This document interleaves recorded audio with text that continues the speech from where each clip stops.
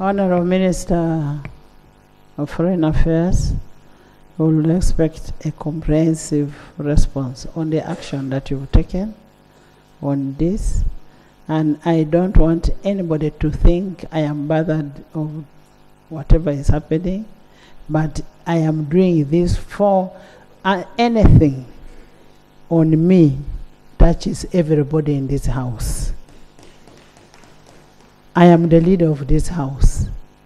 So when I say, some of you have property, like even if they went to Teso, even if they went to Lango, even if they went to where, but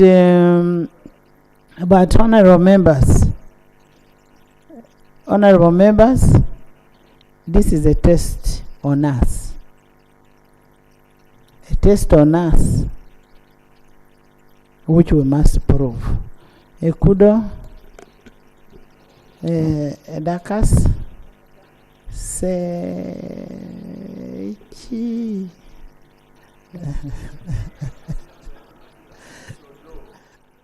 Sodo.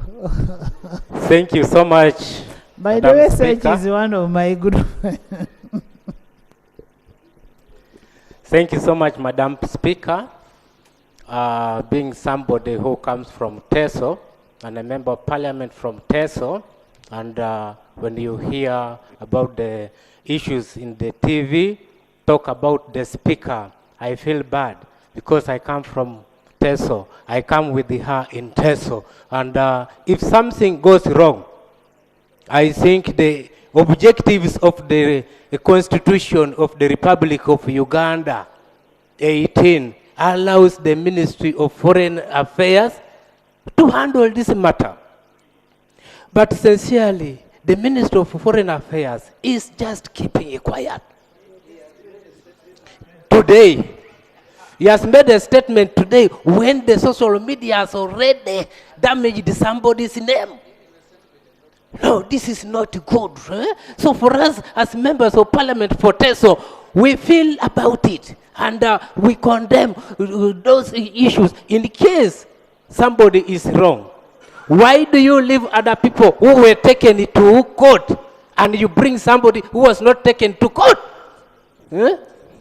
Foreign Affairs, please wake up.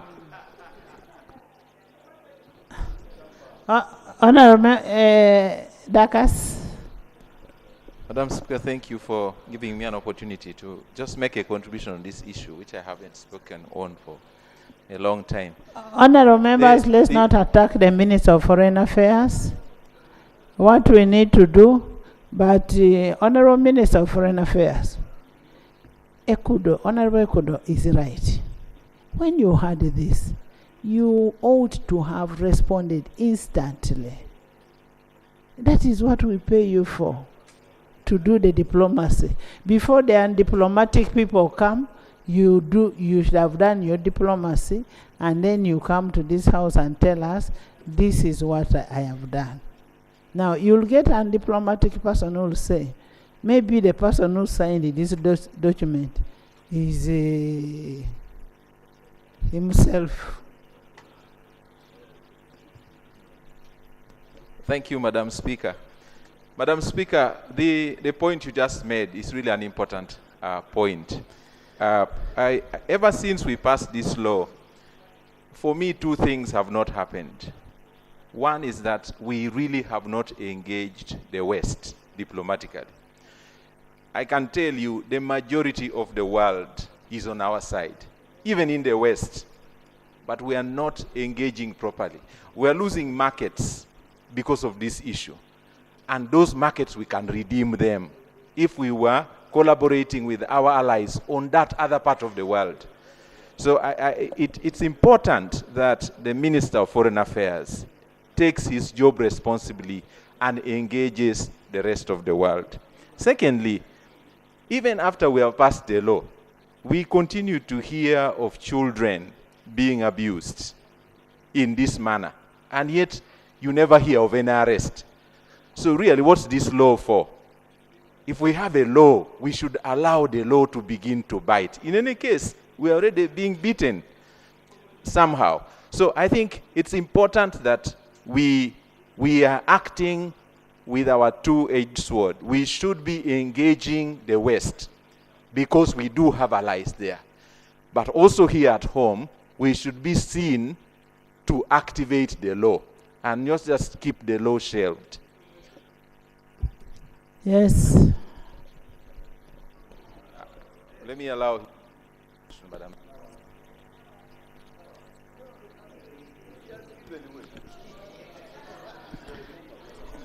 He has given way. I don't know why you are complaining. He has given way. The information I want to give is a point of law that I want to share. The Supreme Court has said when a law is being challenged before the Constitutional Court, you cannot charge a person under that law. So the reason why people are not being charged under the anti-homosexuality law is because it's still being challenged. So until it is disposed of at the highest level, it's when police and DPP can actually act. That's the information I wanted to give. Thank you for that information, and that's a good education for me. Madam Speaker, the other thing I wanted to make remarks on, based on your communication today, is on the issue of malaria. We know that malaria continues to be the largest killer of Ugandans. And I know that the Ministry of Health has made significant efforts towards prevention.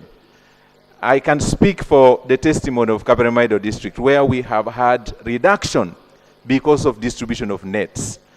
So if, as we go forward, I think it's important that government continues to employ every effort towards prevention. And the idea of planting neem trees is a highly welcome idea, and I congratulate government for that. Because we are beginning to see that the efforts that are put towards prevention could help us in reducing the impact of malaria on our communities.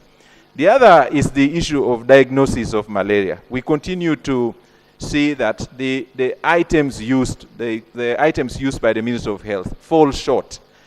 Every month in our health facilities, you find that the rapid test kits are short, and that makes the situation worse for including those places that are hard to reach. So I think it would be important again that this House and indeed government pays attention to one disease that kills a majority of Ugandans. I thank you, Madam Speaker.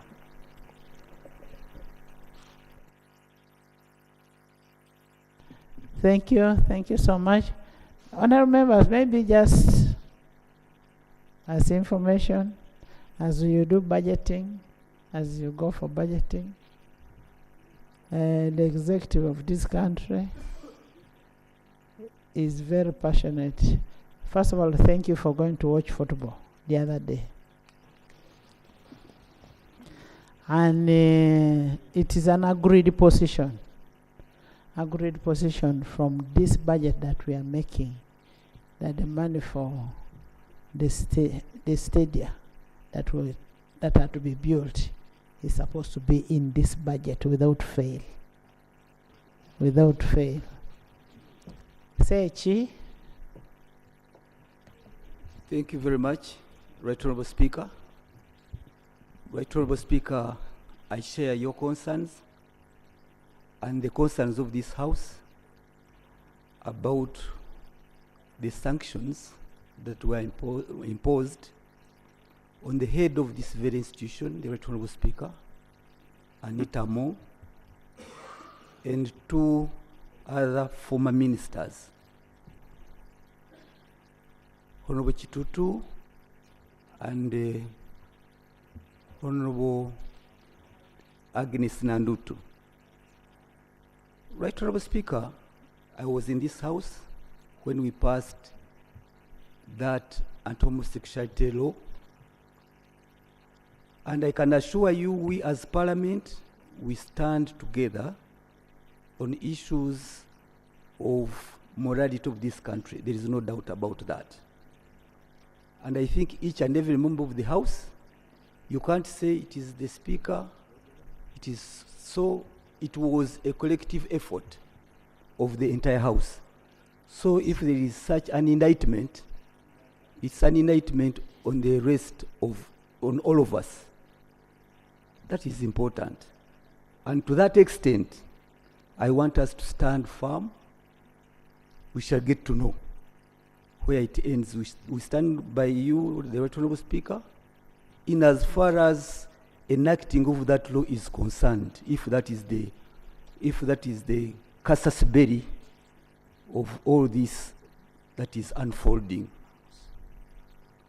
But I would hasten also to add, Right Honourable Speaker and members, that for us to sit by, there is a lot of ramifications and what our relationship with the Commonwealth shall be. The Speaker is the head. There are those engagements on annual basis. She's the chair of the speakers and presiding officers. So I think even those in UK, I saw the Deputy Secretary for Foreign Affairs, Mitchell. He ought to know the ramifications and the implications of sanctioning a speaker of a country. She is the head of the third arm of government. So there must be foreign affairs and government. You must tell us, how do we as a country proceed from here? What are our bilateral arrangements? What is the fate of our development cooperation that we share with the UK and the Commonwealth? Can we withdraw from the UK, from the Commonwealth?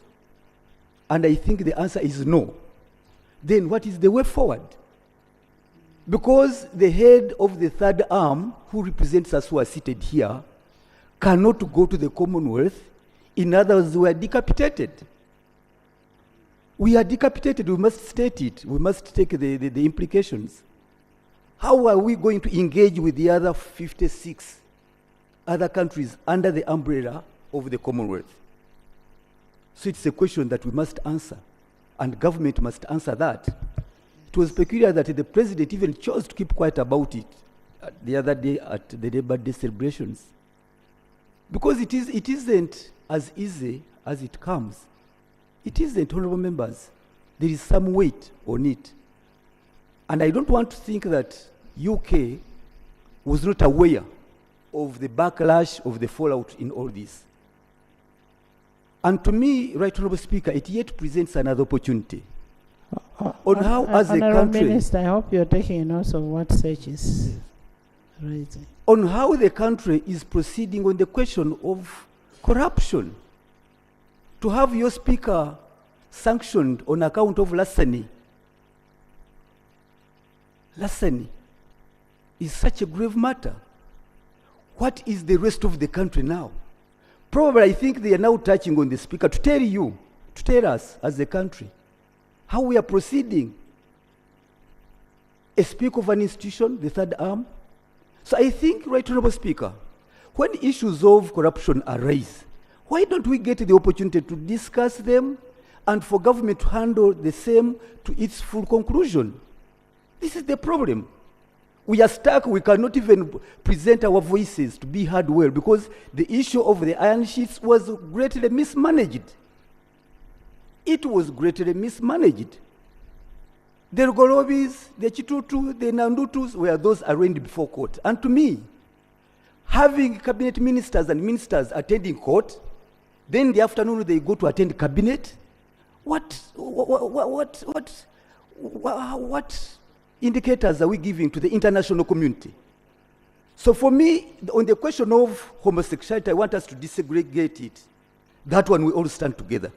But on the question of corruption, honourable members, I beg your indulgence, that we must tackle it. We can't let it go. The other day we had an opportunity to look at ourselves as parliament. When the issue of the handshake, the service awards came, Right Honourable Speaker, I've never given us the opportunity to debate it. Despite my constant standing here, can we have a look at ourselves? Or must we hide ourselves now in the same cloak? For me, I'm not part of that. If the UK is sanctioning and targeting the corrupt of this country. It's because we as a country have failed. We have failed. We have let down the people of Uganda, where everybody knew. Some ministers said that the anarchists came through their windows to their compounds and they were let scot-free. The unfortunate ones, the 3 were arraigned before court, and others are continuing to occupy the front bench. And the president made a very simple premise: I'm going to follow them. I'm going to follow them. Where is the following we were talking about? So to me, honorable members, right honorable speaker, you better seize the opportunity. Seize the opportunity and say no to corruption. Lead the way so that as a country we can stand by you. But when this institution is full of loopholes, the allegations of corruption, the service awards abound, and we cannot debate them, we cannot discuss them, what should we do? It is only seeming that now the foreign countries are the ones doing the job we are supposed to do. So I don't want members to hide about sovereignty of the country. They cannot search. Yes. Honorable government, you respond on the issues of the handsheets, but I'm telling you, the foreign country cannot, we're a sovereign country. I mean, UK cannot come and run our country. They cannot. Thanks for the guidance, right, Honorable Speaker. We are going to handle the issue of the corruption, that is okay. Perceived corruption. You know, somebody should be proved that, like the ministers who are in the court. There were so many people, about how many, Honorable Board, do you want to say something? Before you can come up, let us be open. I'm really making my humble and honest call to you, right, Honorable Speaker. Let us start with ourselves. We cannot continue hiding. We are condemning other foreign countries when we have let down this country. The other day they said you are corrupt to pass the RAPEX bills. Were you corrupt? Were you bribed? Who was bribed in this house? Right, Honorable Speaker, there no, wasn't... I'm not asking you, Sechi. Yes. I'm asking members, who was bribed in this house?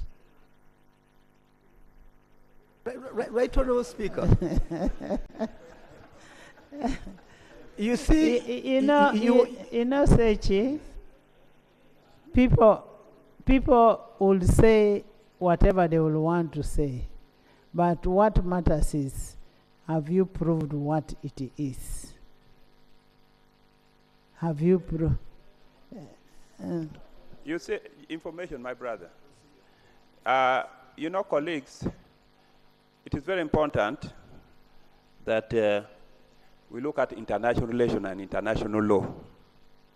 Whereas we relate and need each other, at the end of the day, every country protects its interest. And the information I want to give you on the ICC, for example, the US citizens, the UK citizens can commit crime, but have not assented to the ICC. They try their citizens in their local countries, in their local legal systems. So we need to ensure that we build our systems, support it, and never surrender other international systems that do not meet our interest to take charge. To me, that's really the position. The US government, an American can commit crime here that warrants ICC.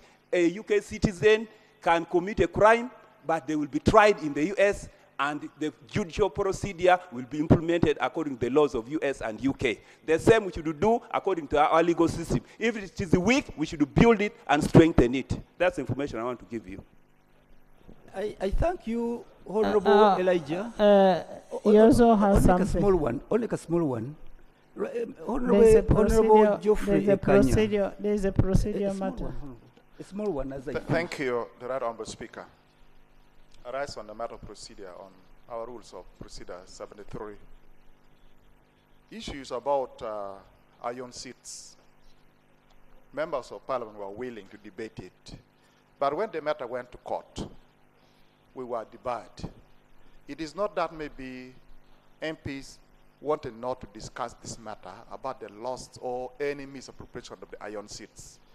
I find it for us to engage again so much on the issues about the iron seats of Karamoja, and yet the matter is still even in court, not yet concluded. It is like we are in sub judice. We are breaking our own rules. But again, even for somebody to write an indictment on one of us in this parliament in regards to iron seats, it is as if that person is not following our rules and the laws.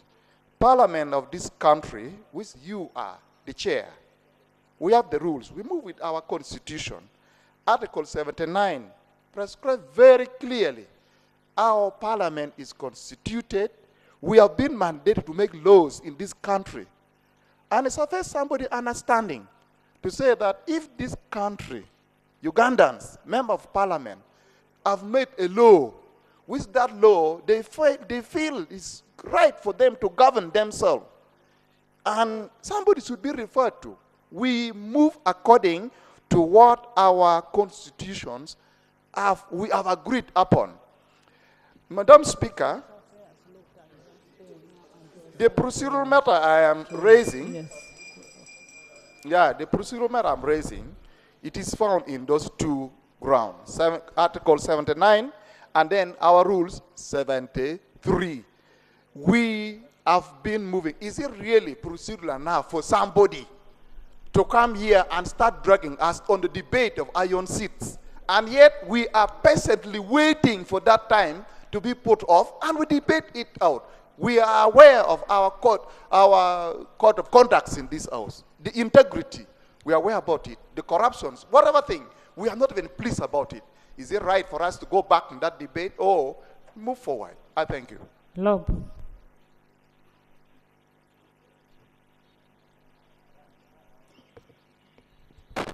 Thank you, Right Honorable Speaker.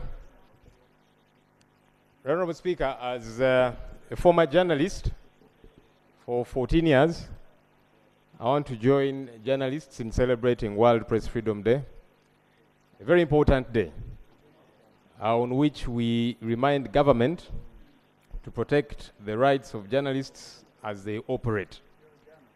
Sadly, though, many times they face a lot of brutality from the state, which should be protecting them as they do their work.